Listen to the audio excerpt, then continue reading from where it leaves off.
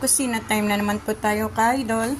Gagawa po tayo ngayon ng baked Spanish rice with chicken and chorizo. Kailangan natin ng chicken, chorizo, bawang, sibuyas, rice, tomato. Ito na lang po ang gagamitin ko. Dapat yan ay cherry tomato, seasoning, at paprika. Wala kaming rosemary, so pwede nating lagtawan.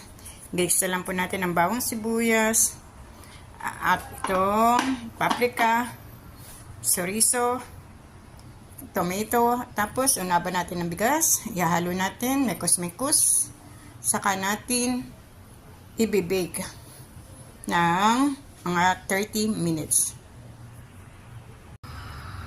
Ayan, naigisa na natin ang bawang sibuyas, yung paprika, yung chorizo, tomato. Dapat yan cherry tomato. Wala po tayong cherry tomato, so tomato in can. At itong rice. Medyo pakuluan lang natin konti. Tapos, lalagyan na natin siya dito. Ibibig natin siya. Itataping natin ng manok. Ayan na siya. Ibibig na lang po natin ng mga 30 minutes.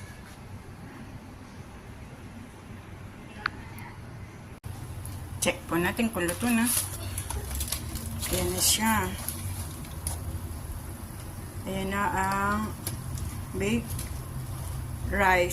Spanish rice with chicken and chorizo.